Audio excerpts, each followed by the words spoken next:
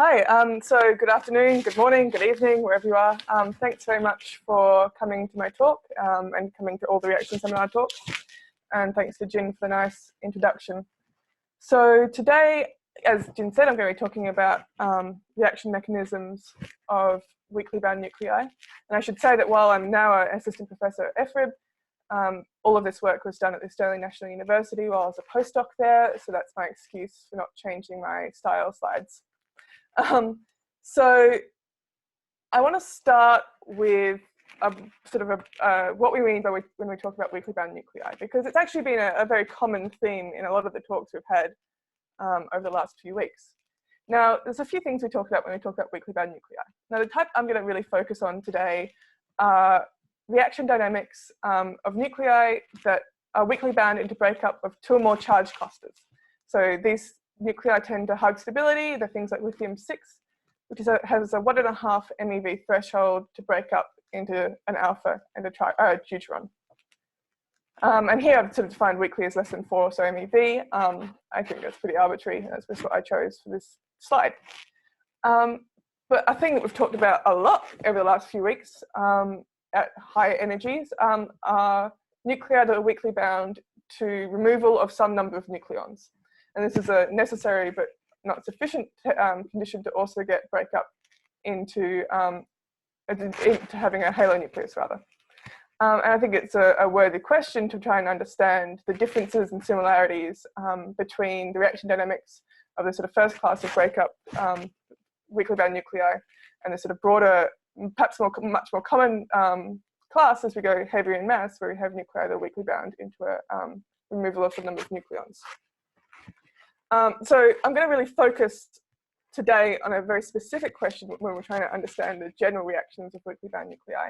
And that specific topic is the observed above barrier suppression of complete fusion. Now, by complete fusion, I mean complete charge capture.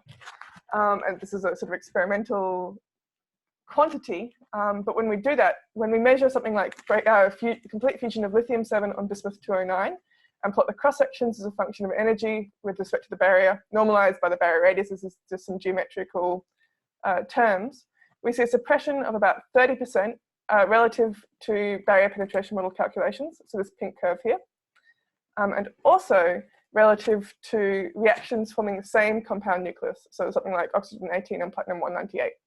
So whether or not you compare to theory, whether or not you compare to experiment, you see the same suppression, and it's about 30%. And I'd say by now that this suppression is fairly unambiguous and uncontroversial in the fact that the suppression exists. So it's been known since 1999. There are a bunch of different measurements on different weakly bound nuclei, so principally lithium-6, lithium-7, and beryllium-9, on a variety of targets ranging in mass. I'm sure I've missed some papers there, so I apologize if I've missed yours. But if you're interested, there's a nice review from a few years ago now that sort of ties all this together. So, like I said, this has been a problem that's been known for 20 years now. And very quickly on in the process, we came up with a hypothesis for explaining the observed suppression of complete fusion. That hypothesis is that breakup into charge clusters, say lithium-7 breaking up into an alpha and a triton, before reaching the fusion barrier, reduces the probability of complete charge capture, simply because now you have two fragments in the exit channel, and increases the associated probability of incomplete charge capture, incomplete fusion, also known as incomplete fusion. Now, seemingly supporting that idea was the fact that when we measure complete fusion suppression and incomplete fusion cross-sections simultaneously, the amount of complete fusion and the amount of incomplete fusion sums to give what we'd expect the total fusion cross-section to be from model calculations. So to say another way, incomplete fusion seems to saturate the amount of complete fusion suppression that we get. Also, seemingly supporting this hypothesis is that on less central trajectories, we observe breakup where neither fragment is captured. So I'm going to call this no capture breakup in this talk. And this would tend to suggest that this process is happening quite a bit. Over the last 10 years or so, we've definitely realized that this hypothesis has some complications. Now, the first complication came when we realized that we're not just seeing lithium-7 break up into an alpha and a triton. What we instead see are substantial additional channels that are driven by transfer to unbound states of neighboring nuclei. So say lithium-7 can pick up a proton to become beryllium-8, and beryllium-8 is of course unbound, so it will decay into 2 alpha particles. Similarly, we see plenty of 1 and 2 neutron stripping. And this is really enabled by the fact that we can now do good coincidence measurements of these processes.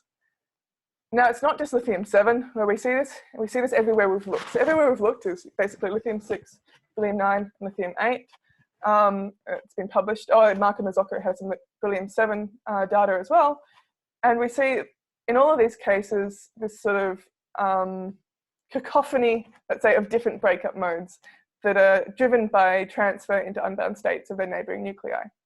So if you want to consider all of the possible ways that these nuclei can couple together during transfer, it's a challenge to theory, certainly. But not only is it a challenge to theory, it's what we have to realize is, of course, when you produce these nuclei, you can produce them in different resonances, which can have vastly different lifetimes. And the influences of lifetime on breakup and breakup followed by capture turns out to be really important. I'm going to try and illustrate that in a cartoony experimentalist way. So my cartoony experimentalist way, I'm going to consider a reaction that's parameterized by the radius, so the separation radius between the projectile and the target, and the time. So our nucleus can come in on a sort of a collision trajectory that looks something like this when we parameterize it. So if we consider a process like transfer or direct excitation, we produce a nucleus that has an intermediate nucleus, rather, that has some lifetime. So when we consider this sort of breakup followed by capture mechanism, it's a multi-step process, right? So we have this transfer of excitation, or excitation rather. We have some kind of propagation, during which time the nucleus decays and then breaks up. And you may have capture of 1 fragment or 2 capture fragments or neither. So my cartoon here, intermediate nucleus lives for an extremely short amount of time before breaking up, and one of these nuclei is passing inside the fusion barrier and is being captured. This is an incomplete fusion process. But if that nucleus lives for even a fraction of a second longer, or a fraction of a zeptosecond shorter, so 10 to the minus 21th of a second, then this entire projectile-like nucleus passes inside the fusion barrier and is captured prior to breakup. So this process, while an indistinguishable number of zeptoseconds longer, is leading to incomplete fusion. Now, in the case where we have very long-lived nuclei and less peripheral collisions, the consequence is that nuclei that are produced prior to the distance of closest approach can propagate out after the distance of closest approach and break up. So you have processes like transfer that are occurring before on the incoming trajectory, and breakup that's occurring on the outgoing trajectory. So to show this in a more quantitative fashion, I wanted to show you again the same parameterization, so radius of the reaction and the time of the reaction with respect to the distance of closest approach. And this is a set of transfer events that are distributed according to the excitation function for lithium-7 picking up a proton to become beryllium-8 in the 2+ state, and leaving cobalt-57 rather. So as you might expect, the transfer excitation function is peaked at the distance of closest approach, and it's distributed something like this. Now, beryllium-8 is an interesting case because beryllium-8 has a ground state that lives for 10 to the minus 16 seconds, so a very, very long time compared to the fusion timescale. But its 2+ state has a width of 1.5 MeV. It's huge. It's got a lifetime of half a zeptosecond, so it's extremely short-lived. So if we produce beryllium-8 in the 2+ state and allow it to propagate from this transfer position, we get this. So this is now, rather than the transfer position, this is the decay position, again, relative to our distance of closest approach. And what you see is that all of that flux that was previously centered in the center here has moved long after the distance of closest approach. Now, this is a below barrier simulation. If the simulation was done at above the barrier, all of that flux would pass behind the fusion barrier and be captured. And indeed, what we found is that when we include our lifetimes realistically in our model calculations, we can't explain the observed suppression of complete fusion. However, we've simultaneously found that you have to include lifetimes in our model calculations to actually reproduce energy angle correlations in our breakup fragments. So we're sort of in a bit of a bind here. So just to illustrate a little bit of a problem is, I'm going to talk to you about our old strategy. So this is something the ANU group started in 2010 or so, or started doing in 2010. So the idea is that we measure breakup at below barrier energies. And if we measure the breakup at below barrier energies, then we are avoiding any loss of flux due to fusion or incomplete fusion. We then can infer, using a model calculation, and in this case a model that includes lifetimes, to infer the amount of breakup capture that's occurring above barrier. Then we want to compare that to our complete fusion cross-sections. So here's the place we can do this, and the place we can do this best is for beryllium on targets ranging in mass from samarium up to bismuth. This is where some existing experimental fusion suppression numbers are existing. Now, when we do our strategy of measuring no capture breakup, propagating above the barrier, comparing, this is the data we get. These are the results we get. So we see about an average of 11% complete fusion suppression. It's about a third of what the experiment tells us is actually going on. And this suggests to us very much that the lifetimes playing an important role. And in fact, if we took our lifetimes and we divided them by a factor of 10, and just redid the model calculation, then these teal dots appear. So these teal dots are about a factor of 2 above sort of baseline model calculation. But you can still see that even when we include lifetimes, even if they're finite, but still extremely short, we fail to explain the observed suppression of complete fusion. So knowing that maybe the old hypothesis isn't adequate to explain what's going on, at least in our framework, we decided to make a new experimental approach. And that's to go from our old strategy, where we measure no capture breakup and try to sort of infer what's going on for incomplete fusion through a model, is to skip the model as much as we can, and instead measure the projectile-like particles that are left over after incomplete fusion. So this is what I'm going to call unaccompanied particles, and compare those directly to our no capture breakup yields. So trying to put everything on a level experimental playing field. So we did our experiment at the Australian National University Heavy Iron Accelerator Facility. So if you've not been, here's a diagram of what it looks like. It has a 15 million volt tandem, which is coupled to a superconducting linac. The facility has 11 beamlines at the moment, 3 of which are reserved basically for reaction dynamics experiments. And we did our experiment here at the Cube/Barlin station. So in our experiment, we impinged beams of lithium on bismuth, and we did this measurement somewhere between 3%, or in a series of measurements between 3% and 60% above the fusion barrier. So this is exactly, we matched the energies to where previous incomplete and complete fusion measurements have been made. And this becomes important later, so I'll mention it now. We managed to get a very nice time structure for this experiment. We had a sub-nanosecond beam pulse with a 500 nanosecond repetition. So ANU it's got a nice pulsing system that allows you to change this repetition rate a fair bit. So that's what we use that in this experiment.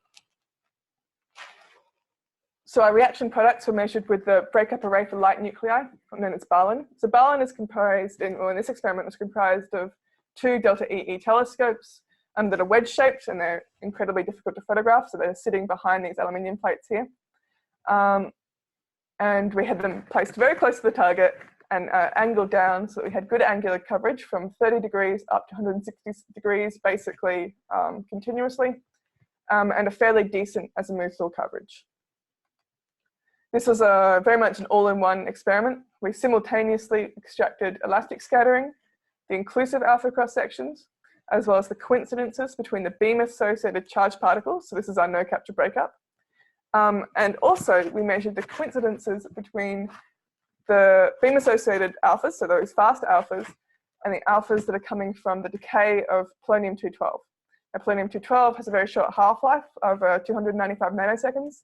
This is where our beam pulsing comes in, because if we that's sufficiently short that with traditional electronics, nothing too fancy, we can get these coincidences in our data. Now, for practitioners, you know that the tricky part of this is getting the detector efficiency. So we got our detector efficiencies for our coincidence events using those classical dynamical model simulations that I referred to earlier. And actually, if you want the gory details for how these efficiencies are sorted out, you can have a look at the supplemental material for this PRL. But the model sort of details are in these two papers here. So I'm going to start with describing the no capture breakup, because in a sense, it's something that has been reasonably well measured by now.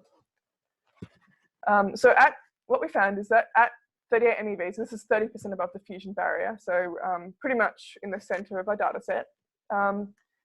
The total no capture breakup cross section was about 36 millibarns.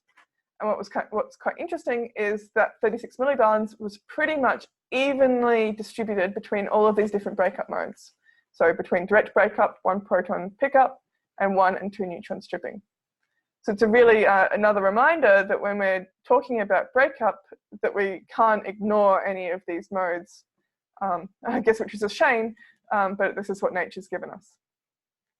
Now, when we measured our no capture breakup, we reconstructed the Q-value distribution and the relative energy distribution. So this is the distribution for the alpha-alpha pairs, so the 1 proton pickup. So what we see, this is up here at 13 and a bit MeV, is the ground state to ground state Q-value, and then we have a large number of events that are populating quite highly excited states in the lead 208 rather. And so we have peak down here. The peak down here at 92 keV is from the ground state of beryllium-8, and these extended tails are coming from rapid breakup of the 2+ state in beryllium-8. Now, when we do the same analysis and have a look at the relative energy distributions for all of these different modes, what we see is that of this 36 millibarns, 16 millibarns of the breakup is occurring via these long-lived resonances. So by long-lived here, I mean anything that's longer than 10 to the minus 20 seconds. Of the remaining 20 millibarns, so stuff like this 2+ state in beryllium-8, we know, as I showed you from that calculation earlier, that only a small fraction of this will be occurring fast enough to suppress complete fusion. So this isn't new. This is consistent with previous studies, really, that showed that no capture breakup is on average a little bit too slow and a little bit too small in magnitude to sufficiently contribute to incomplete fusion. So let's go to the new stuff. So the new stuff is these unaccompanied alphas. So I'm just going to try and step through what we did here. So if we have a look at the reactions that are producing the polonium incomplete fusion products. So now in this reaction, we know that polonium is the most significant incomplete fusion product here. I should have put a reference. This is a Discuptor 2004 PRC, where they measured the different incomplete fusion yields. So what's nice, the reason we picked a bismuth target is that these energies, there's very negligible charged particle evaporation. So mostly, 99% of the time, you get polonium-212, or minus some neutrons and some number of neutrons evaporated. What you also get, inevitably, if you produce incomplete fusion, you have some kind of Z=2 charge that's leaving the target that's unaccompanied by any other charged fragments. In the case of this experiment, these were always an alpha particle.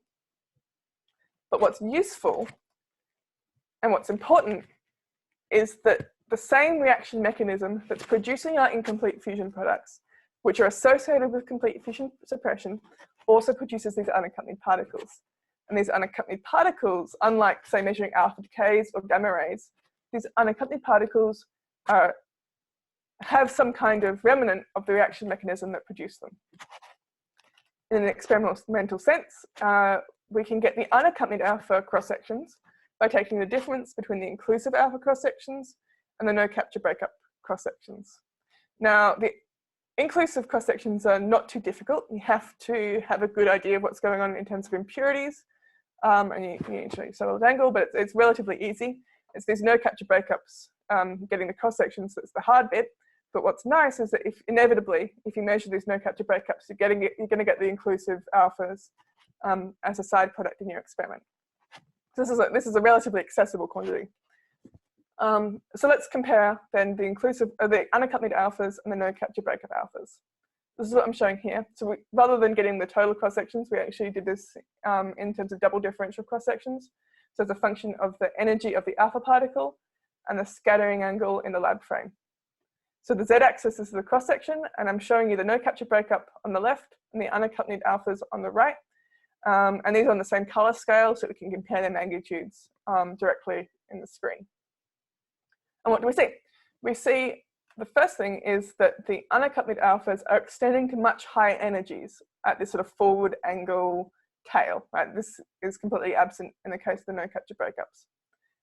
What we also see is some kind of different energy angle correlation. So the no capture breakup alphas, I think, are reasonably flat in terms of a relationship between energy and angle, whereas these unaccompanied alphas are showing some kind of slope. We also see, and this is maybe the first thing I should have said, is the unaccompanied alphas have a much higher cross-section at all angles. And I'm going to show you this in projection, but the unaccompanied alphas are also peaking slightly forward of the no capture breakups. So this is showing you the grazing angle, just for comparison's sake.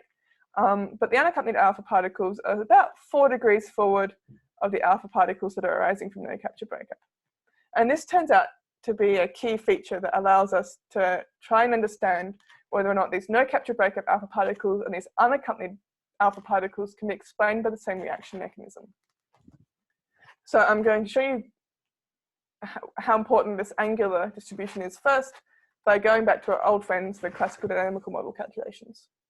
So the question that I want to ask is whether or not we can explain these in the same way. So we did our classical dynamical model simulations, and we can constrain our inputs to the no capture breakup cross sections, so the total cross sections, not the angular distributions, as well as the information from the relative energy distributions that tell us about which resonances we're populating.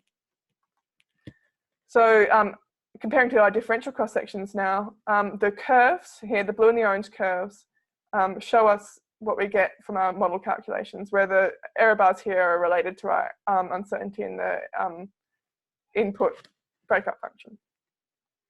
So what's kind of nice is that the no capture breakup is very well reproduced by our model. And this, I should say, I remind you that this isn't constrained to the angular distribution, so we thought we did a very good job here. And it's a further confirmation that these classical models are doing quite a good job of breakup. But what we fail to reproduce is the unaccompanied alpha distribution. So within a model, within this model, we only have breakup. So we can have breakup followed by capture of 1, 2, or 0 fragments. There's no such thing as transfer. There's no other sort of processes occurring. So this is what we expect from our model for breakup capture. It peaks backward of the no capture breakup alphas, and it's much, much lower in magnitude. So what I should say is that when, you can tweak your model inputs, you can change the lifetimes, you can change the different parts of the resonances that you get, you can change the breakup slopes and the breakup functions up and down. When we do that, we can change basically this distribution up and down a little bit. So maybe we can explain this tail here of our experimental unaccompanied alphas, but we certainly aren't able to make these breakup capture alphas peak forward of the grazing angle or forward of our no capture breakup alphas, nor can we reproduce the fact that the unaccompanied alphas are much, much higher in magnitude than the no capture breakup alphas. I hope to convince you that you should look at this and go, oh, of course. But I don't think we actually really need a sophisticated model calculation to compare these two experimental pieces of information and think that breakup followed by capture can't explain unaccompanied alphas. And to do that, I'm going to go back to the first time you did a reactions course and talk about Rutherford scattering.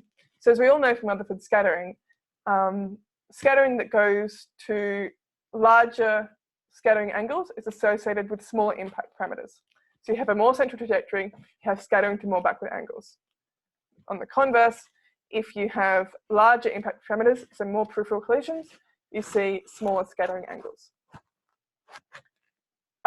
Simultaneously, if we go to our picture of breakup, we would expect that breakup followed by capture of one or more fragments, so leading to incomplete fusion, has to occur on more central trajectories than no capture breakup.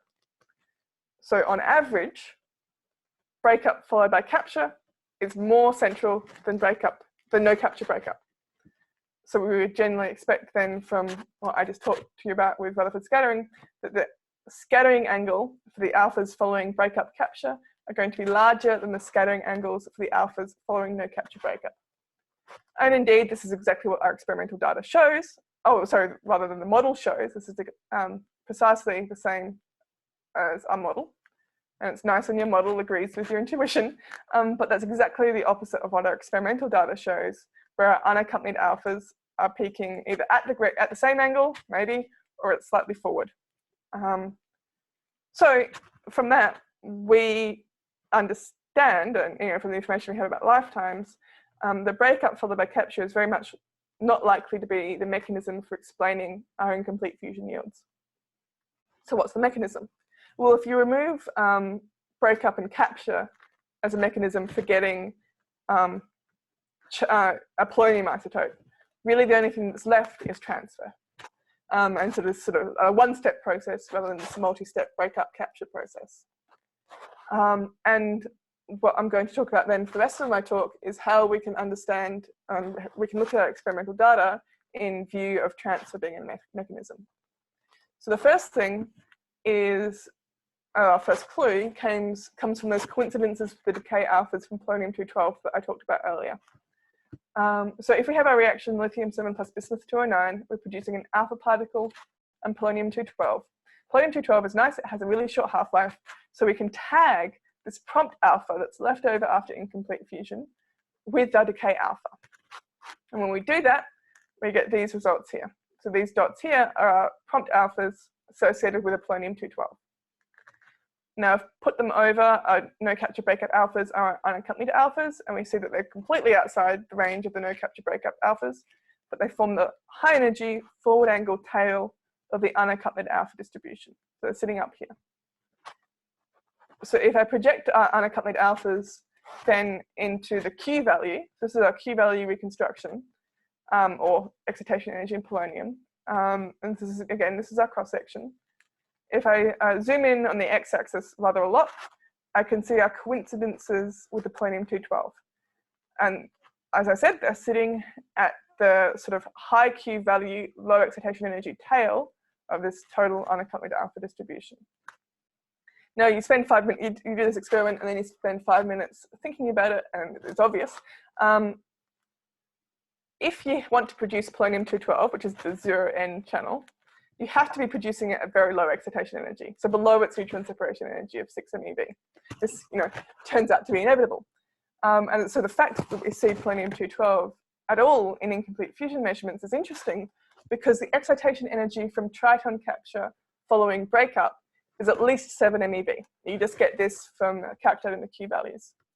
So none of these poloniums can possibly be produced from capture following breakup. They all have to be produced from triton cluster transfer from lithium-7. So this is maybe all well and good for the polonium, but you have a lot of other flux here. Now my claim is that the polonium-212 events are forming a tail of a much broader unaccompanied alpha Q-value distribution. So maybe we can explain all of these events from triton cluster transfer. Now if we go back to our energy, if we go back to our energy against angle relationship, what we can do is we can have a look at what we'd expect from the optimum Q value. So in a transfer process, you tend to expect that you get a peak in the cross section at the grazing angle or near the grazing angle, as well as a peak in the cross section at an excitation energy at the optimum Q value. This is where we'd expect from trajectory matching conditions that we see the highest cross-section because it's the most well matched. So this curve here is the energy of the alpha particle that we'd expect if we produced it at the optimum Q value. This is just from the calculation of Schiffer and colleagues. So it's off in magnitude, certainly, and this might be expected because we're transferring half the mass or almost half the mass of the projectile. And this is not normally how we calculate optimum Q values, but certainly the shape is very reminiscent of our experimental data. So we can say then that the total unaccompanied alpha distribution, being peaked at the grazing angle and peaked at the optimum Q value, is certainly consistent with production of polonium-212 up to very high excitation energies via triton cluster transfer. Now, what's neat then is if we produce polonium-212 at high excitation energies, this is exactly the mechanism for producing lighter polonium isotopes. So to test that, to test our consistency with different data, what I did is I took cross sections as a function of excitation energy and folded that just with statistical model calculations, so PACE, to give the probability of a number of neutron evaporations as a function of excitation energy, and as I said, fold it with our experiment. And this is the result that we get. So here I have the cross section for producing different polonium isotopes as a function of bombarding energy.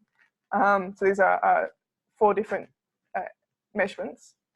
And after folding that with a paste to sort of split out the unaccompanied alphas into where we'd expect to produce. So we'd expect to produce mostly polonium-210 with our 209s coming up in excitation energy, much less polonium-211, and a very small fraction of polonium-212. Now, there exists data from alpha decay measurements. This is this descriptor paper I mentioned earlier. And what's nice is that the experimental measurements of the polonium isotopic distribution is very consistent with our assumption of polonium-212 produced via triton cluster and then followed by evaporation. As a side product, we also managed to get a prediction for the cross sections for polonium-209 production. So this wasn't really able to be measured by alpha evaporation because it has a half-life of 124 years, so it's all a bit inconvenient. But you can see that polonium-209 is certainly going to become important at high energies. And this, I hope, speaks to the sort of general applicability of measuring unaccompanied alphas in situations where measuring evaporation residues is a little bit difficult. So that's it for my experimental data. And if you've been following along, maybe you believe me that breakup followed by capture isn't really doing the job of explaining our experimental data, and that transfer is at least very consistent with explaining our experimental data. But you're probably asking yourself, how on earth can transfer suppress complete fusion? Now, I'm not a theorist, so I can't give you a fancy model, but I can go back to my experimentalist sketch. My experimentalist sketch, again, is our parameterization in time and radius of our collision. I'm considering a particular trajectory here where lithium-7 is just grazing the fusion barrier. Now, lithium-7, being weakly bound, has the property that of clustering. Right? Clustering is a near threshold effect. So you will expect that when these nuclei approach each other, some part of the wave function is clustered. This clusterization leads to displacement of the clusters from the center of mass. So coming in then, we have this sort of process. And in this particular trajectory, the triton is closer to the target than the alpha particle. As a result, the triton is more amenable to transfer than it otherwise would have been had it been in a point like lithium-7. Simultaneously, we also require the central mass of the lithium-7 to get closer to the target so that the entire projectile fuses. This is our complete fusion suppression. So when we consider this sort of clustered structure, we can kind of simultaneously see that we might expect to see both incomplete fusion and complete fusion suppression in the same sort of process. And there's something in the air because our chairperson Jin Lee and Antonio Moro also last year explained these sort of complete fusion mechanisms with something they called the Trojan horse mechanism, where the sort of triton is carried in to the target by virtue of being in a lithium-7 nucleus. And what's kind of interesting to me is maybe this is true wherever we see nuclei that are strongly clustered, and that clusterization is more important than, say, weak binding per se, all these different ways that breakup can occur. So I just want to summarize my experimental results then. To summarize, I hope I've shown you that breakup followed by capture cannot produce most of the incomplete fusion products in reactions of lithium-7 plus bismuth-209.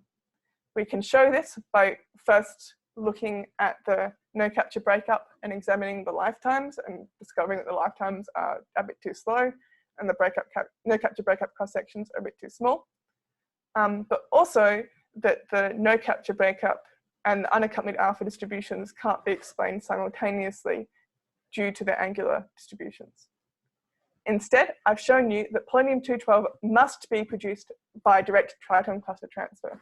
This, to my knowledge, is the first time that we've actually been able to definitively say what a particular incomplete fusion product mechanism for its production was. Also, if we look at all of the unaccompanied alpha particles, so all polonium isotopes, they're all consistent with production by a tritone cluster transfer. And now clustering via the projectile nucleus might be able to explain both the incomplete fusion products and the suppression of complete fusion. So I think the outlook is positive. So the outlook is that we have a new experimental technique. And a new experimental technique is being able to measure unaccompanied these unaccompanied particle spectra, which should be new, which is new, right? And also should be widely applicable to understanding near barrier fusion dynamics of weakly bound nuclei. I think it's very complementary to approaches where we measure evaporation residues. This has given us a new interpretation.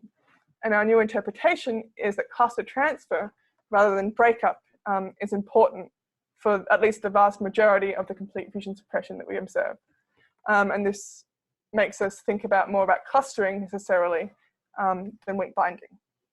Though of course the two are inextricably attached to each other. There is of course need for new measurements. Personally now as someone at EFRIB, interested in how this picture evolves at the limit of weak binding and in different cluster structures. But I think there's also a lot of motivation to looking at different targets and different stable nuclei to see if this picture is in general true. So with that, I am out of time. So I'd like to thank my collaborators at the Australian National University and acknowledge that physics is very much a team sport. And in this case, I'd like to particularly thank Ed Simpson, who did a lot of theoretical work with me on this and a lot of thinking with this. And I'd like to thank you for your attention.